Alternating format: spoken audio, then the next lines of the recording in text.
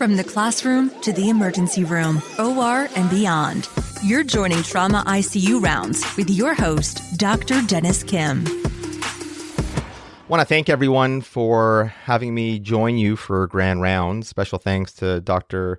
Derdemezi for the invitation. Obviously, we work so closely together, and it's always a pleasure to be able to talk with you guys about a topic that's near and dear to my heart, resuscitative thoracotomy, who, when, and how. And on top of that, I thought it would be nice if we could talk a little bit about emergent airways as well, not so much from the standpoint of, LMAs and bougies, really more from a surgical or technical standpoint, some stuff on crikes. So I have no financial disclosures, and the following presentation does contain some graphic images that I think everyone in the audience is very much used to working here. So by the end of this presentation, you should be able to, number one, describe the indications for and contraindications to performing a surgical cricothyroidotomy, as well as resuscitative thoracotomy. Number two, understand the key steps in performing a cric as well as thoracotomy. And number three, we're going to go over some key damage control techniques as it relates to thoracic trauma. Now, I think in January, I'll be giving you another talk. And for today's talk, I think we're really going to focus more on the ABCs. And in the upcoming talk, I'd like to go over some of the more recent literature when it comes to damage control resuscitation, a plasma and whole blood first resuscitation strategy, and then go over some basics in terms of viscoelastic assays, or TEG, which everyone is well aware is widely available now, and we're doing pretty much routinely, especially on these sick trauma patients. And I'd also like to throw in a little bit about TEE, which I personally don't do. I know several of you do, but trying to find the role for that in the acute resuscitation of bleeding patients. So to start off with a case presentation, this is an 18-year-old male who comes in with multiple gunshot wounds times 5 to the left chest, back, left arm. On arrival, his BP is 150/135, GCS is 3, and he's being bag valve masked with SATs of 90%. So a couple of questions. What are our priorities, and should we perform a resuscitative thoracotomy? And given that picture and the fact that this talk is on thoracotomies, you can imagine the answer to that is yes. Now, one thing I do want to point out with that blood pressure, for the novice, they're going to look at that blood pressure and think, oh, wow, 150/135, this patient's hemodynamically stable. Again, I want you to really pay attention to two things about that blood pressure. One is the elevated diastolic, which is always concerning. And number two is the narrowed pulse pressure. So it's very frequently seen, and we published a paper on this just last year in the American Journal of Surgery, looking at the narrowed pulse pressure and the need for either, number one, a massive transfusion protocol activation, or number two, some sort of therapeutic intervention, whether that was a thoracotomy, laparotomy, or angioembolization. So that blood pressure there is always very concerning. If you cycle the sphygmomanometer, almost certainly the next blood pressure, you'll have a systolic of 60. And in fact, in this patient, right after that blood pressure was taken, we couldn't palpate a pulse. And so we have pretty much every indication here to perform a resuscitative thoracotomy. And, when I was in training as a fellow, we were always told that you have to secure the airway first, meaning put down an ET tube prior to performing the thoracotomy. But there is more and more data suggesting that we can probably defer that, similar to how we do a CAB approach for ACLS, and move right on to hemorrhage control, relieving tamponade, bag valve mask the patient, and provided they have a patent airway and you're able to oxygenate and ventilate, secure the airway afterwards. And that's, in fact, what we did in this patient, but more on that a bit later. So when it comes to who, when, and how, this is a study from 2000. It's hard to believe it's 20 years ago that Peter republished together from the American College of Surgeons Committee on Trauma. And they had a few indications in terms of when we should be performing a thoracotomy. And the big take home from this paper is that there's a few factors we want to bear in mind when we're trying to think about a viability. Is this a high viability situation or a low viability situation? And the things that go into that decision making are, number one, mechanism of injury. So penetrating patients in general are going to do a lot better than blunt. And overall survival in patients with penetrating trauma, whether that's a stab wound or gunshot wound, with stab wounds being portending a better prognosis than gunshot wounds, survival is about 8% versus blunt trauma, where the survival rate is less than 1%. So we want to think about mechanism. We also want to think about location of injury. So patients who have injuries isolated to the thoracic cavity or chest are definitely going to do better than patients with, let's say, a torn iliac vein, which are going to do better than patients with multicavitary injuries.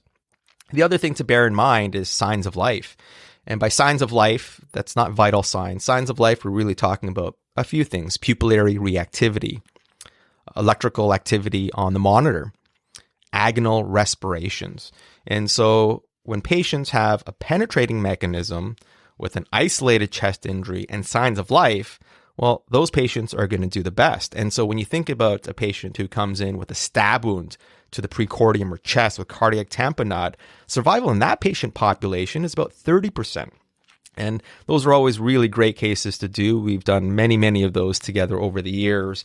And oftentimes those patients do really well, provided that they haven't actually exsanguinated into their left hemithorax. This is an algorithm from the Western Trauma Association, WTA. And again, here you can see that the big things we're looking for are patients who are in refractory shock. So we don't have to wait until patients are dead to perform a resuscitative thoracotomy. In fact, any patient with signs of life or a systolic blood pressure less than 60, or let's say a very weak, almost non-palpable radial pulse, those are candidates for a resuscitative thoracotomy. And the thing here we want to do as soon as we get into the chest, and we'll show you some pictures afterwards, is take a look at the pericardium and is there blood in there? If there is, open it up, remove the clot, occlude the hole, fix it, and then move on from there. But if there's no blood in the pericardium, the whole purpose of doing this thoracotomy is to maintain cardiocerebral circulation. And so that means identifying the descending thoracic aorta, incising the mediastinal pleura, delivering it, and then putting a cross clamp on. And the whole purpose here is to perfuse the brain as well as the coronaries. The Eastern Association for the Surgery of Trauma a few years back also released this evidence-based approach to determining who should undergo, they call it an ED thoracotomy. I think the proper terminology is probably more resuscitative thoracotomy. And again here, similar to that original paper from 2000, patients with signs of life after penetrating thoracic injury, these are the patients that they strongly recommend just jumping to resuscitative thoracotomy. Every other condition, especially if it's blunt or without signs of life, is really physician judgment or discretion. The only issue with that is, so oftentimes when we get that handoff from our paramedics, they always just lost their vital signs as they're getting off the ambulance, or just lost their vital signs as they were being wheeled into the ED. And so sometimes that makes the decision making a little bit more difficult. But we do look at things like signs of life, age, mechanism.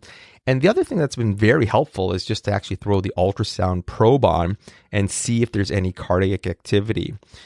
In the absence of cardiac motion with the fast, the likelihood of survival is pretty much zero. And again, this is our prime directive. We want to maintain cardiocerebral circulation. And in terms of the physiologic rationale, so these are the key steps that we want to do. Number one, like I talked about, release tamponade. Number two, control cardiac hemorrhage. We're going to occlude the descending thoracic aorta. If necessary, open cardiac massage together with defibrillation using the internal paddles and or intracardiac epi, particularly if they have no spontaneous circulation. And then we want to control intrathoracic hemorrhage. And on the occasional patient, they may be at risk for a massive air embolism, particularly if they have an injury to the pulmonary hilum. So in terms of the key steps here, similar to when we perform a cric, you want to plan, prepare, and perform. And so when you open up the tray, this is what it looks like. You can imagine it's very difficult to figure out what you need. So when we look at our pager, we have to make a determination right there, like how bad is this patient, and do we think we're going to have to open their chest? And if there's any inkling that we're going to have to perform a thoracotomy, I like to open the tray and simplify it. And these are literally all the instruments that you need. And so you have your knife, a pair of scissors, your rib spreaders or Finichetto retractor, tooth forceps to grab the pericardium, and then your choice of an aortic clamp, either a DeBakey or Crawford clamp or a Satinsky side-biting clamp. The other thing that's always helpful to have is a 2-0 Prolene. Again, if someone does have a stab wound, or gunshot wounds are certainly a little bit more difficult to sew up, but you can always throw a stitch to get temporary hemostasis, and a stapler works really well.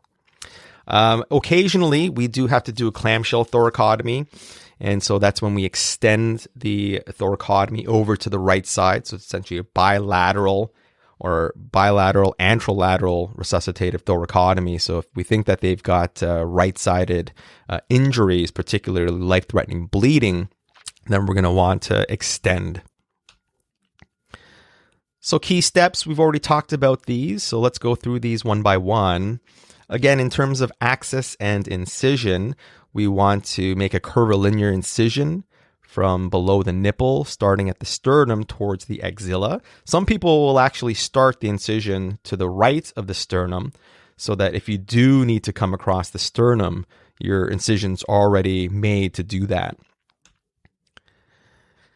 Again, depending on the anatomy and body habitus, the chest wall can be quite thick, but with those swipes of the knife, you want to get through the skin sub-Q muscle down to the rib cage, at which point you're going to put in your Finichetto retractor and open and expose the intrathoracic contents. And here's a view of pretty much a flat, empty heart with a cross clamp on. Again, the retractor, how we place it, does make a difference. Some people like to always make sure that the rack here is on the bed. The whole point being, if you do need to extend into a clamshell, this isn't getting in your way. And the other thing to really help with your exposure is to make sure that all this chest wall musculature is divided. When we open up the pericardium, the key thing here is to avoid the phrenic nerve, and that's usually located in a pretty posterior location. So here's a sample way back there, and so you don't need to be back there. You should be opening up the pericardium here. You're looking at this particular pericardium. There's no blood in there, so really delivering it probably isn't going to help you too much, although when you're performing intracorporeal CPR, it may be beneficial. And again, here's a gunshot wound to the heart, completely flaccid, empty heart, and partially incised sternum. Here's a stab wound to the left ventricle. Again, you can see that it's already stopped bleeding. We have a little lap pad behind the heart. I think you guys are well aware that when we're doing these, either through a sternotomy or through a thoracotomy, we want to be careful when we lift up the heart. Occasionally, if patients are really tachycardic and you've got unsteady hand or nervous resident, we'll sometimes ask you guys to push some meds to help slow down the heart, and that sometimes can be helpful. Things like adenosine, for example. And here's a picture of internal paddles. It's always great when we can get a patient from a PEA or asystole into a shockable rhythm. That's what we always want to see, that progress to return to spontaneous circulation. When we cross-clamp the aorta, sometimes I think you'll notice either in the ER or sometimes even in the OR, it takes a little bit of time to do this. And the big thing here is if there's already a large hemothorax, we've got to kind of evacuate all that blood so that we can actually identify the aorta, which oftentimes is very flat. When we're trying to do this, sometimes we might ask you to kind of hold ventilation just so the lung's not billowing out into our face. And the key point here is we need to incise the mediastinal pleura and then pull the aorta out, because if you don't do that, you can't actually get the cross clamp on. The mediastinal pleura prevents that. And then, of course, we have the goose or esophagus just anterior to the aorta. I think for inexperienced folks, it may sometimes help to have an NG tube down to feel it. And once you've done enough of these, that's unnecessary. Here's a great picture of a patient who's been resuscitated. Their aorta is now big and juicy, and you can see that mediastinal pleura incised. And there's an intraoperative video of that. So that's a successful case there.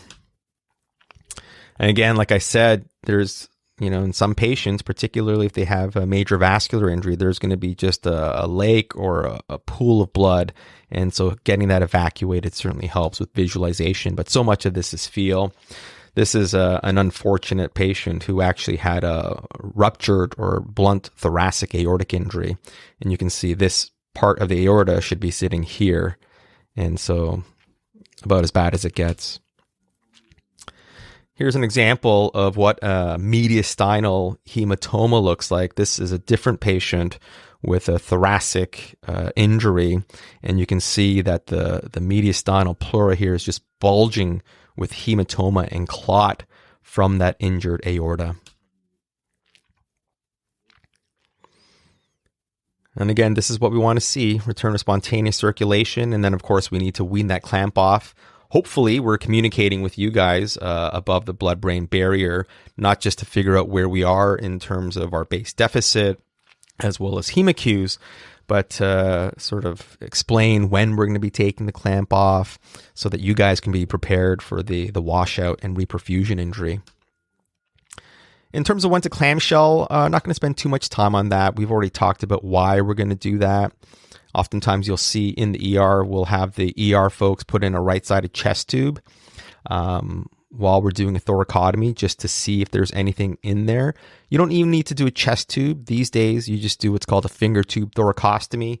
Literally stab the chest wall, stick your finger in the pleura, see if there's any rush of air suggestive of a tension pneumo or blood in there. And we can also do that from the left side. In fact, I routinely will pass my hand anterior to the mediastinum and open up the right pleura and look to see if there's blood in there. And the exposure with this clamshell thoracotomy, it's really, there's nothing that can compare to this exposure for the intrathoracic contents. Now, in our particular patient, so we held off on intubating him. We sort of did this CAB approach, started our whole blood resuscitation, cross-clamped his aorta, actually got return of spontaneous circulation, at which point we knew we were going to head up to the OR. He had multiple pulmonary as well as chest wall bleeding injuries. But before that, we wanted to, of course, secure his airway. And so there were multiple attempts, about 3 attempts per the EM. And that was by the resident and attending, and then 1 or 2 attempts per anesthesia. And at this point, the patient's sats really started to plummet. And so I guess the question here becomes, are there any other adjuncts of value here? With those attempts, it was a combination of both DL as well as video laryngoscopy, and the patient had a very anterior airway. And so although they were able to almost sort of pass the tube through the cords, it just failed. And then, of course, should we cric or not? Well, with the SATs plummeting, at that point, we made the decision to cut the patient's neck. And again, plan, prepare, perform. I think everything goes into planning and preparation. And you want to make this as simple as possible. You know, the many, many crics we've done over the years with you guys, I think the thing to bear in mind is you need 3 pieces of equipment, nothing more, nothing less. You need a well-educated finger. You want a blade or a knife, typically an 11 blade. That's my preferred approach because of it's pointy, it's long, and it's got a long surface area that's sharp. And so it's great for kind of stabbing and sawing. And then some airway device, whether it's an ET tube or a tracheostomy, it doesn't matter. Personally, I like tracheostomies. They're nice and rigid. They're short. You're not going to main stem them. But very rarely will we have one available at the time of an emergent airway. And most of these patients are peri-arrest. You know, they're getting CPR. They're difficult to bag. And so you just want to use what's on hand. The key point to remember here is you need a smaller tube than you would use. So in most adult males, I'd ask for a 6.0 ET tube. Even a 4.0 will suffice in this particular situation. And when we're going to do this, you know, as a fellow in San Diego, they had a very aggressive policy for performing these crikes. And anytime a patient was intubated, the attending surgeon or fellow would always stand on the right side of the patient, and they were the ones that performed cricoid pressure. The whole idea being you get a sense of the anatomy. You can already feel where the cricothyroid membrane is, and then you're already positioned to do a cric versus standing at the foot of the bed. Now, whether you're on the left or right, I think a lot of that has to do with your dominant hand. So if you're right-handed, you want to stand on the right side of the patient. If you're left-handed, you want to stand on the left side of the patient to perform this procedure. And, we did a couple of these in just the last 2 weeks alone. And when it comes to doing this, a question that always comes up is, should I make a vertical versus a transverse incision? And in this particular picture here, this gentleman was a patient who had a known history of previous tracheostomy, and so had a big scar there. You can see that has a larger body habitus. And so it was very difficult to feel this patient's cricothyroid membrane. The anatomy was distorted. And so in those particular situations, I would always use an extensile incision.